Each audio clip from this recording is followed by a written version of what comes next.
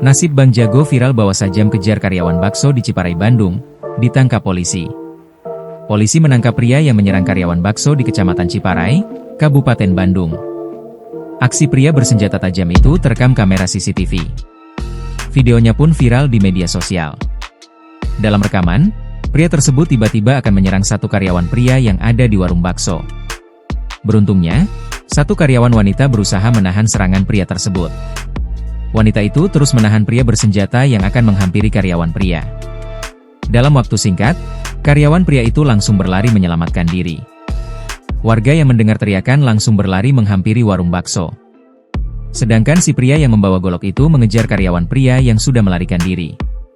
Kapolsek Ciparai, Ibtu Ilmansyah, membenarkan adanya kejadian itu.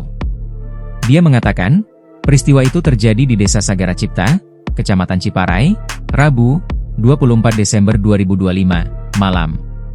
Pukul 22 waktu Indonesia Barat, tempatnya di Bakso Klenger, CC Kampung Gaduh, Jalan Raya Pacet Ciparai, ujar Ilmansyah saat dikonfirmasi via WhatsApp, Kamis, 25 Desember 2025. Ilmansyah mengungkapkan, pria yang membawa golok tersebut merupakan juru parkir berinisial N, 27. Dia berencana menganiaya karyawan pria berinisial Y. Dari hasil pendalaman, peristiwa tersebut diduga dipicu oleh persoalan asmara. Pelaku cemburu terhadap Y, lantaran sering mendekati pacarnya N yang juga bekerja di warung bakso yang sama sebagai kasir. Diduga terbakar emosi, pelaku mendatangi lokasi sambil membawa senjata tajam dengan maksud mencari Y. Namun, aksi penganiayaan tidak sampai terjadi lantaran Y berhasil melarikan diri, katanya.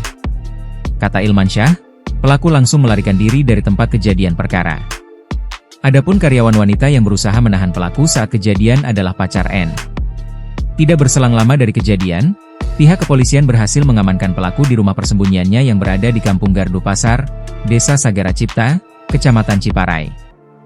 Untuk pelaku baru saja diamankan tadi sore sekitar pukul 15.30 WIB, 25.12. Namun untuk barang bukti golok masih dalam pencarian.